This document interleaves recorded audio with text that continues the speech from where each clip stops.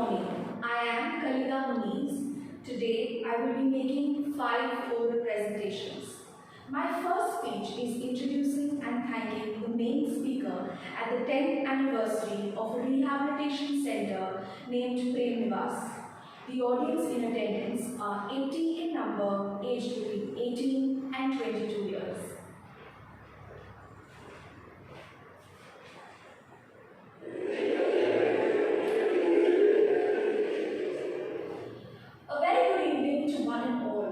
As a volunteer of this organization, it is my honor to introduce to you the main speaker at our 10th anniversary.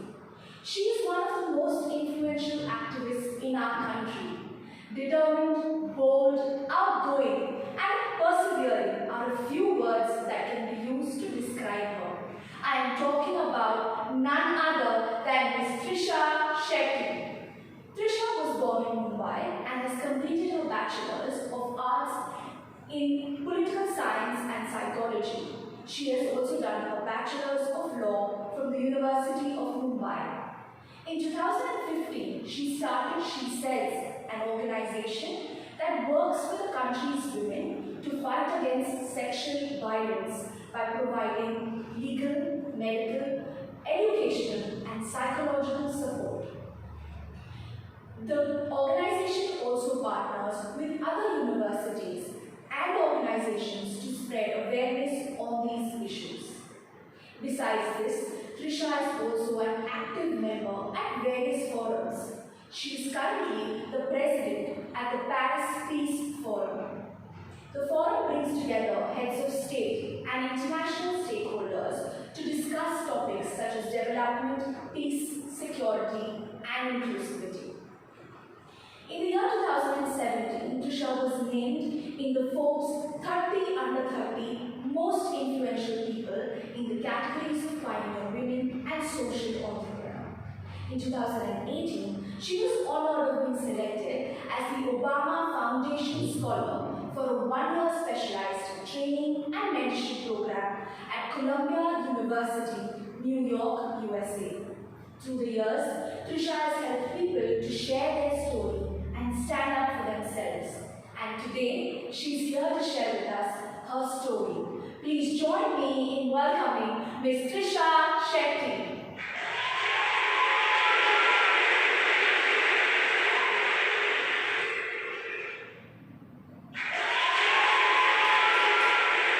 Thank you so much, Trisha, for opening up to us today. We now know where all your passion comes from. Your journey has been a roller coaster ride, but through it all, you found a way to give back and make a difference. You narrated to us your story of abuse at the young age of 10. One cannot imagine how deep your scars are.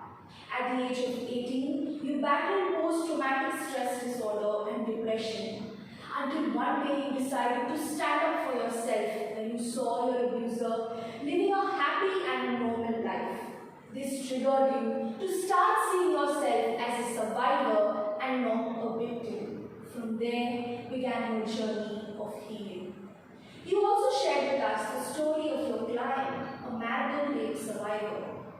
Her story not only touched our hearts, but showed us that resilience pushes you to embrace your scars and dares you to be happy again. You have changed our perception of pain and suffering and how it can be used for good. We want to appreciate you for all the hard work you put in to help survivors fight for justice.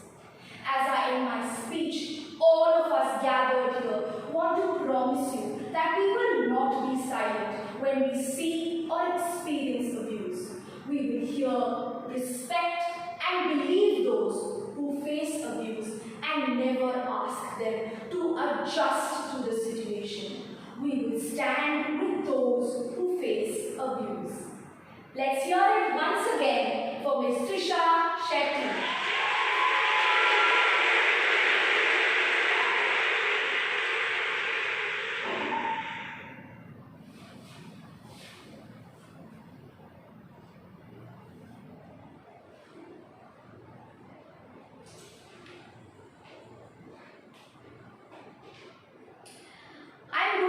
now deliver an after-dinner speech at the conclusion of the Women's Leadership Conference.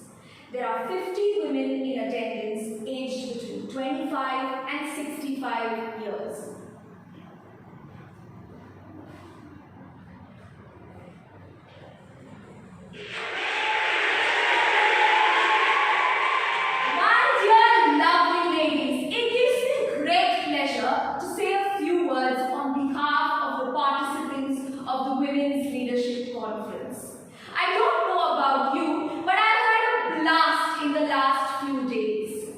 Honestly, when I entered this hall on the first day, I was intimidated, wondering what was someone like me doing at a leadership conference with so many accomplished women. But let me tell you, you never let me feel out of place.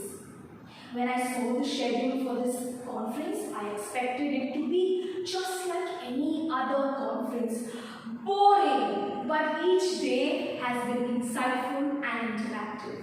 Day 1, we discussed the theory around leadership that laid the foundation for the next 2 days. Day 2, we were put into groups and discussed case studies. This day in particular was eye-opening for me. And today, day 3, the panel discussion was a great insight into the future role of women in leadership positions. The meet and greet session allowed us to interact with eminent people in our community, namely Anu Aga, Shaheen Misri, Juhi Parmar, and Aruna Patil. Thank you so much for being here today and answering all our questions. I'd like to share with you the key takeaways from our conference, and I'd like to call them the ABCs of leadership. A for authenticity. In the last few days, I've seen one must be authentic to be an effective leader.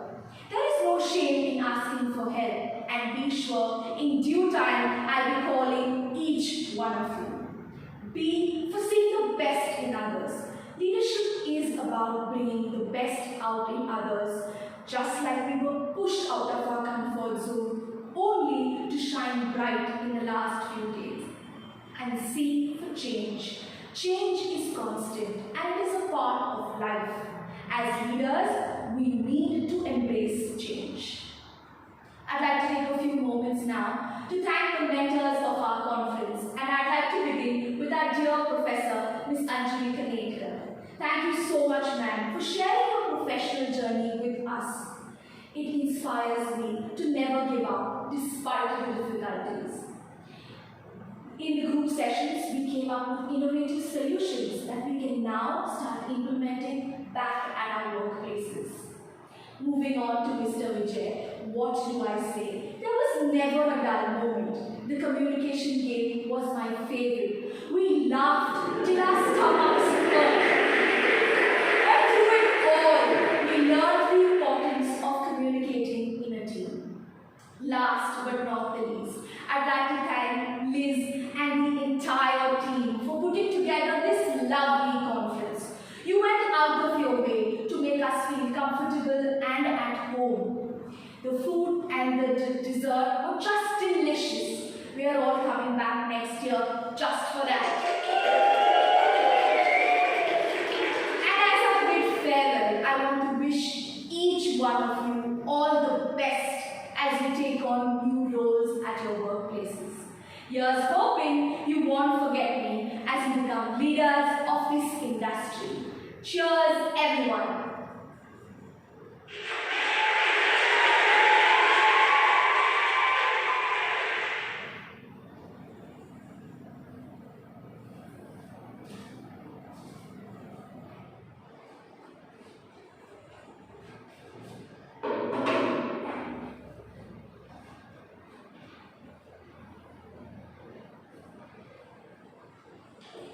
I will now deliver a sermon on the occasion of St. Patrick's Day celebration at the Cathedral to 100 believers aged between 20 to 45 years.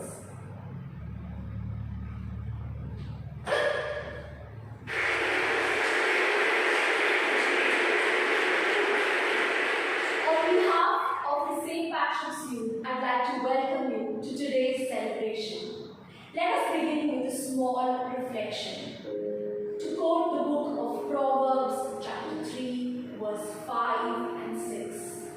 trust in the Lord with all your heart and lean not on your own understanding. In all your ways acknowledge Him, and He shall direct your path. Trust is the honesty and integrity of people and things. Trusting God is to believe that He is good and He has the best plans for us. We all trust God till we are faced with failures and difficulties.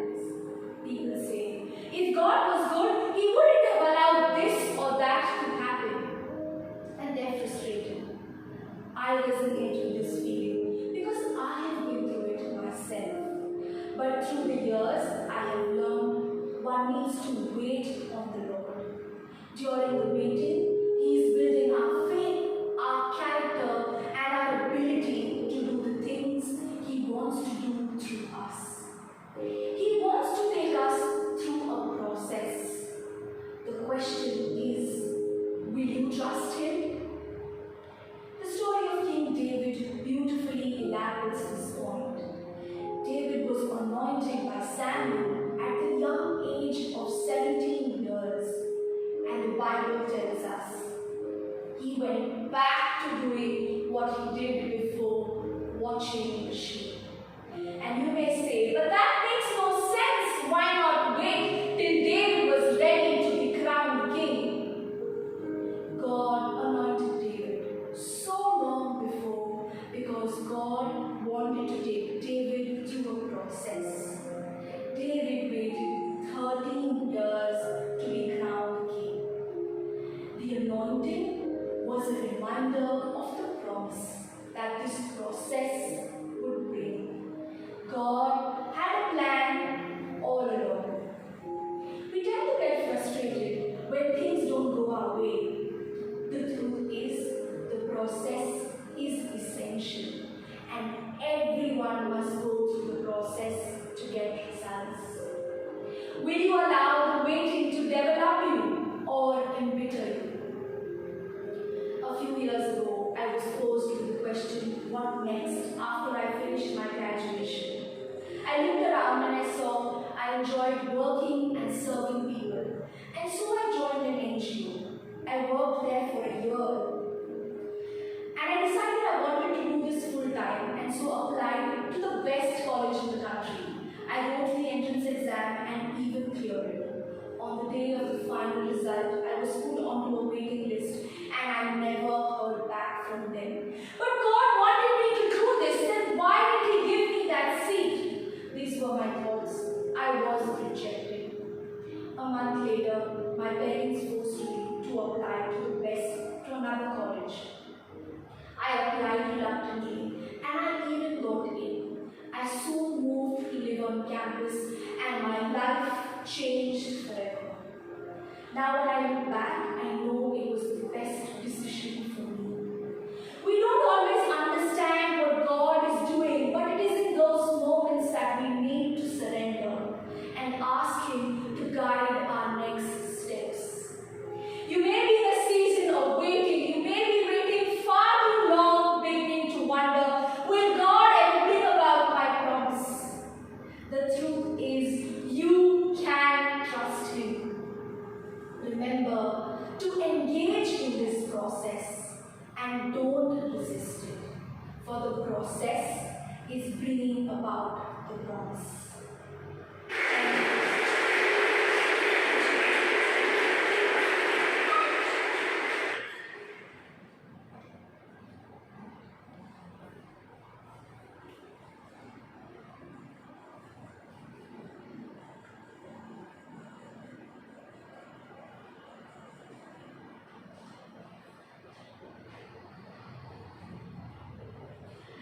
I will now be narrating a story to 25 6-year-olds at a summer camp.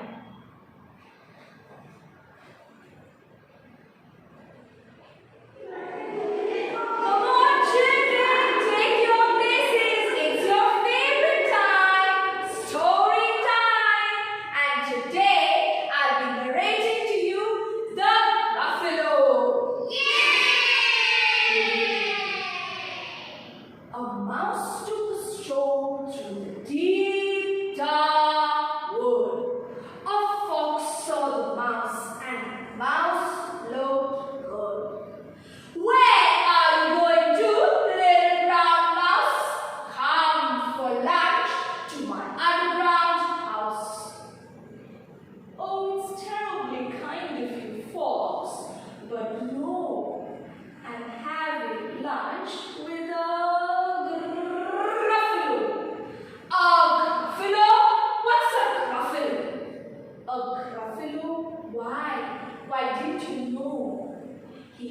terrible tusks and terrible claws and terrible teeth in his terrible jaws.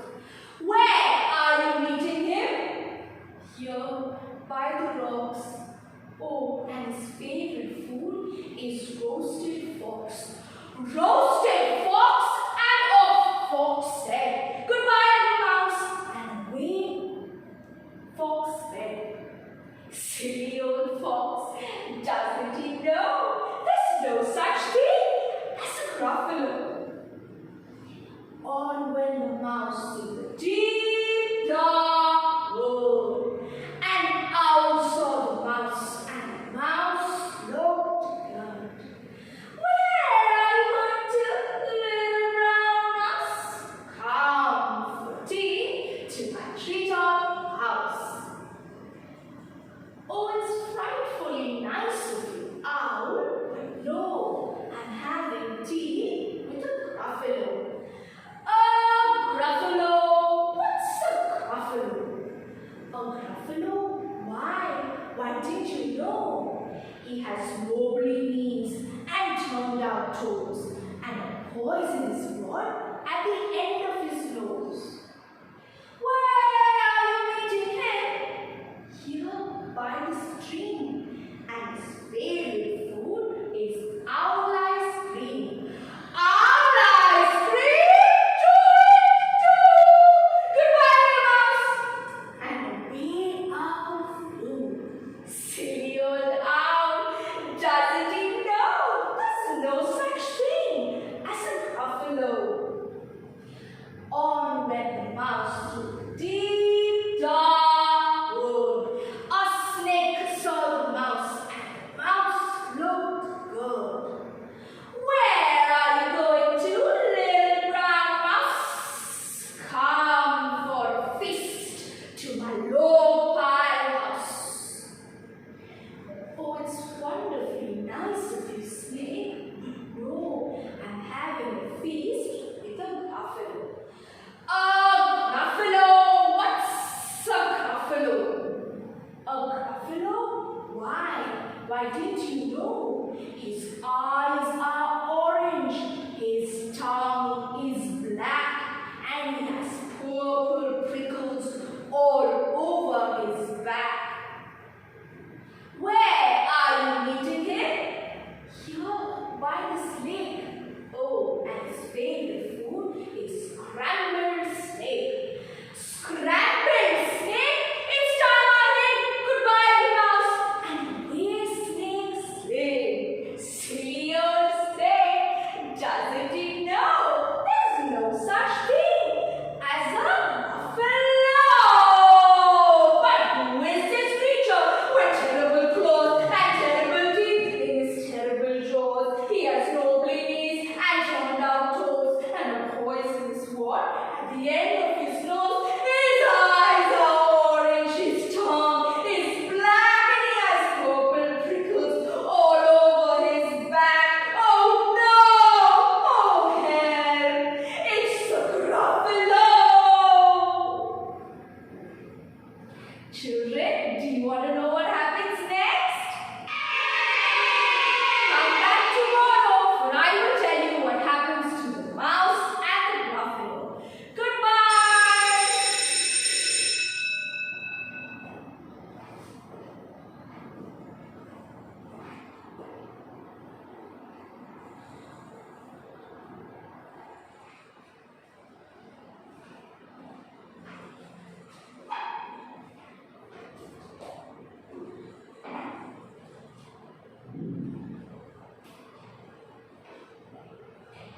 I will now be delivering a persuasive speech on a moral issue to 150 parents aged between 30 to 50 years at a parent-teacher meeting held in St. Clair's High School.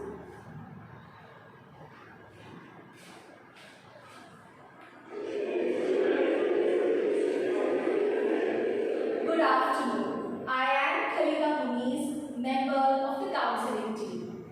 As you know, we take up issues from time to time for the better well-being of our students. And today, we'll be talking about bullying. Before we begin, I would like to share with you a video of a boy named Paris. This is his reaction after being bullied by his peers for his dwarfism.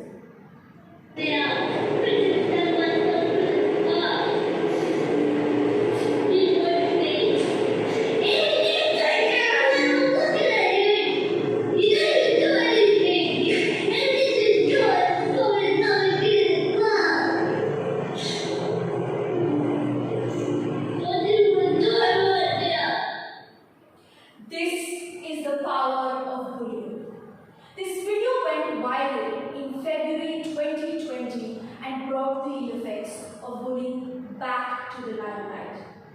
Bullying is a constant problem in most schools. It starts all with annoying comments that have the capacity to escalate to serious issues. It is nothing but aggressive behavior so as to dominate the other person. It may manifest itself in various forms such as verbal, physical, social, and even relational. The most common form of bullying is verbal bullying, such as name calling. And it happens in unstructured areas such as hallways, cafeterias, and playgrounds.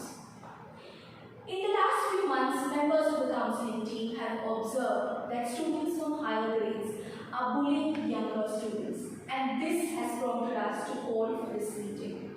We want all of you to know the gravity of the matter and know that we are and will continue to be a bullying-free school.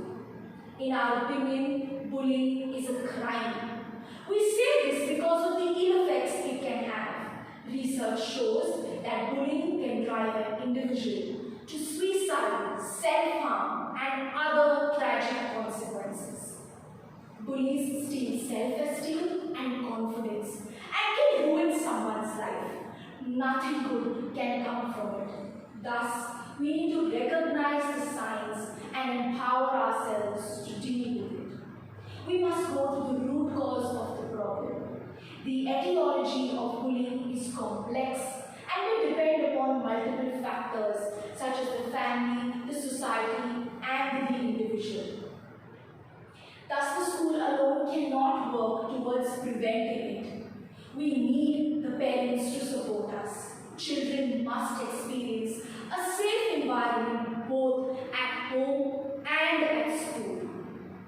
We need your assistance to continue to have a school free of bullying. And for this, we must ensure that every incident of bullying comes to light through the reporting system. Children know and understand the consequences of bullying and know that it is a wrong and a serious act. Disciplinary action will be taken. Social emotional counseling will be conducted for both the bully and the victim. And families must cooperate where necessary. Together, we will stand against bullying. Thank you.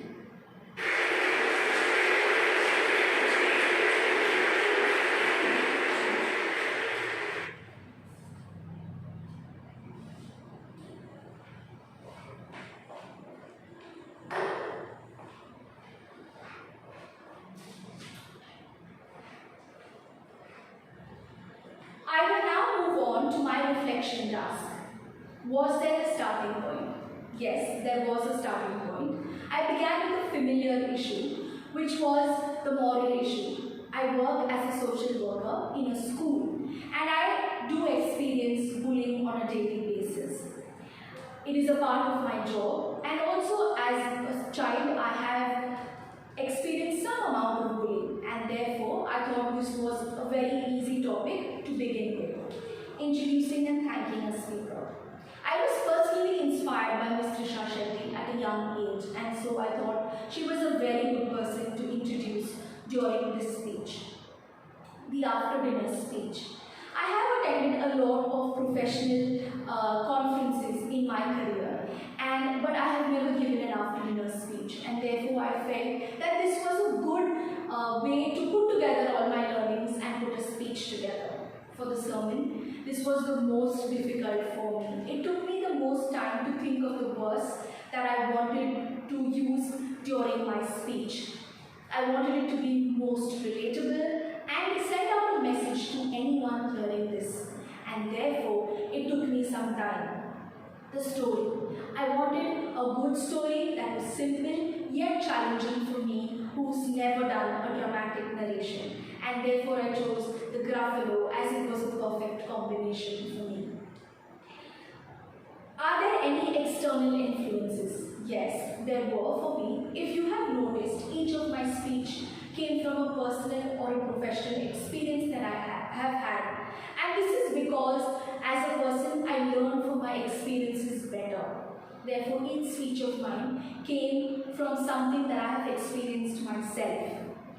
For example, the moral issue and the after-dinner speech both came from my workplaces and my daily dealings in my personal life. For introducing and thanking the speaker. During my master's degree, I had a subject called Human Rights, and there I was introduced to Trisha Shetty and her work. She had inspired me then, and she continues to do so, and therefore I thought she was a perfect person to bring forward this story. I actually came across this story in my class from my teacher, and because it was such a great story, I decided to go on with it. And lastly, the sermon. As I said, I wanted something relatable, and I took my time to finding the verse.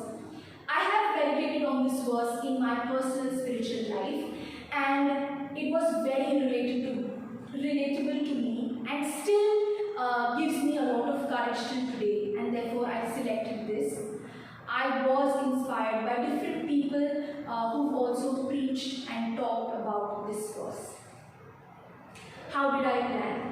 I began my entire training by first writing my speeches and putting that out of the way. I was doing this from the comfort of my home, and I would share everything over email with my teacher. After a few corrections, I started working on my presentations. As I am technically challenged, this took me some time, and I had to learn a few tricks here and there to put together my presentation. Once it was together, I started coming for physical class with my teacher. We started practicing each speech separately in isolation, deciding the pitch, the tone, and understanding each speech. Once I understood each speech individually, I decided to put an order to it. For example, I did the sermon just before the story because the sermon was way calmer than the story that was a high-pitched and dramatic narration. In that way, I went about planning my entire training period for the exam. How did you create balance and variety of audiences? In my public speaking career and experience, I have noticed that one needs to connect with the audience to make an impact. And therefore, I was very particular while selecting my audience for each speech. For example, in the moral issue, I decided to go with parents because I felt that they were change makers, that I could impact, influence them, and they could bring about a change in the environment and continue to have a school feel of good day. For the after-dinner speech, I went with women because I have been to conferences where only women come, and I thought it was a good segregation from the other five. The story was an obvious choice of children, but I chose really tiny children as I found the story relatable to them. For introducing and thanking the speaker, I thought Trisha Shetty was a good influence for youth, and therefore I stuck to only having youth at that presentation. Lastly, the sermon. I'm active at my church, and I do sharings at my church. I thought this was a good way to start the celebration of St. Patrick's Day by having a small reflection on trusting and waiting on the Lord, and therefore I chose to speak to believers within my church during the St. Patrick's Day celebration.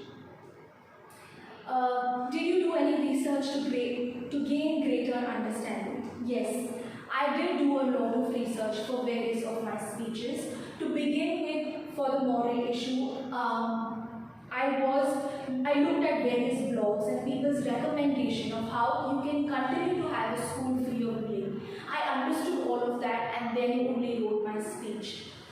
For the sermon, like I told you, it was came from a personal meditation, but also from a lot of articles and sermons that I've heard over the years, and also while researching, by putting this together. I drew from personal experience, but also relied heavily on other material that I had read. For the story, like I said, I had taken it from my class, from my teacher. For introducing and thanking the speaker, I knew about Usha Shetty for a couple of years now, but I needed to update myself on her current work, and I did read her blog, her website, and so on to put my speech together. And moving on, what are the skills needed? I think the most important skills that I've learned during my training period have been patience, openness, and flexibility. I say this because when I started my training, I realized that I was a closed person, I was not flexible, I had a one-style delivery. And I had to change this over a period of time when I started practicing and delivering each of my speech. And therefore, this has been my major skill learning during the training period. Besides this, I have learned how to use technical skills while presenting, which I've never done before. Dramatic narration, this is something that I've never done before. It was very hard for me, and it was only practice that helped me come to this level that I was able to perform today. Along with that, stamina and practice over a period of time. My memory was something that I really needed to work on through my training period, in fact till the last day. Staging. A couple of my speeches were formal and semi-formal, and so I divided them and put them in between each other. For example, the after-dinner speech was a semi-formal setting, and therefore it was a good place to do the ending of the Women's Leadership Conference. For the moral issue, I was in a school with parents, a very formal setting, and therefore I used the podium to make it a formal setting. Similarly, for introducing and thanking the speaker, it was the 10th anniversary of the Rehabilitation Center. It was a formal place, and therefore I chose to separate it between the moral issue and introducing. For the story, it was very obvious again. It was children. I chose to speak at a summer camp so that I can have an absolutely dramatic narration and I can engage the children throughout my story. Lastly, the sermon. Again, a formal structure. I chose to be within the church and speak to the believers. What did I discover working through this challenge? As I stated earlier, I discovered that I was a one-style delivery person and I needed to break that. This was my major learning. The other things is how do you be versatile while making 5 different presentations? How do you maintain stamina? How do you maintain time and use technical skills through the entire presentations? The most important thing that I learned was one needs to enjoy while presenting. It is difficult to present in front of an imaginary audience, but once you start imagining them, you can start having fun and enjoy. And when you enjoy, the person listening to you also enjoys. If I had to approach the similar challenge in the future, what would I do? I think the only thing I would change is my audiences. I would want to interact with my audience personally before actually performing. And this is because through my personal experience, I think the reaction from the audience is very important. It tells you as an orator where you are going, what is happening, are they understanding or not. It allows you to tweak. But when you have an imaginary audience, you just go with the flow. I think if I had to do this challenge again, I would have a live audience for sure. What about my strengths and limitations? I think I learned my strengths were writing and researching. This was the easiest task for me throughout my training. I was able to write each speech easily, I was able to research when necessary and put together my speeches. However, my limitations I learned that were memory, working with the technology, practice, stamina, all of these things I had to do over and over again, and I learned that they were my limitations during this training period. Lastly, what were the safety practices maintained? As stated earlier, for the initial part of my training, I worked from the comfort of my home, and then I started coming to class once the presentation and the speeches were ready. I started delivering them with my teacher one-on-one, and we maintained social distancing at every point or every step of the way. I've also taken my first dose of the vaccine to prevent myself from the disease. For the audiences, as I stated earlier, it was an imaginary audience, and so safety was maintained at every step of the way. Physical and vocal health. I am a person who has an autoimmune disease, which means I need to be more careful. I have taken all my medications on a daily basis and visited the doctor as necessary, and I have maintained my physical health that way. For my vocal health, I have done some yoga on a regular basis to improve my vocal health. And lastly, my focus and energy. I think the breathing exercises help me the best to increase my lung capacity, increase my energy and my focus during the entire presentation. I'd like to do a small demonstration for you now on what breathing exercises I have been doing.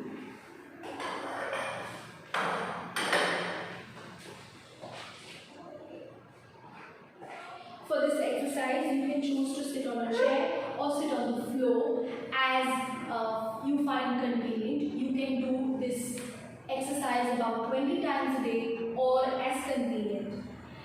This exercise is very simple, based on just inhalation and exhalation. All you need to do is place one hand on your belly, the other hand on your chest. And as you breathe, you need to breathe from your belly. When you do this, you exhale from your chest. You try to expand your lung capacity. I will now be demonstrating.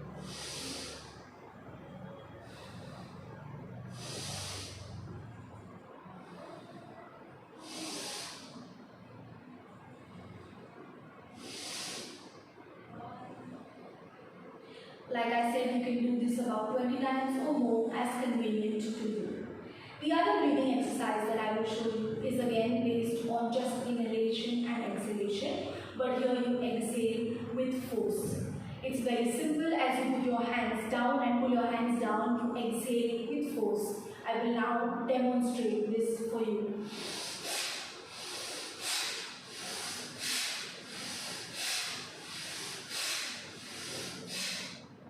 In the same manner, you can do this about 20 times a day. You can choose to sit on the floor or sit on the chair as you do this. Remember to exhale with force. And with this, I complete my reflection task. Thank you.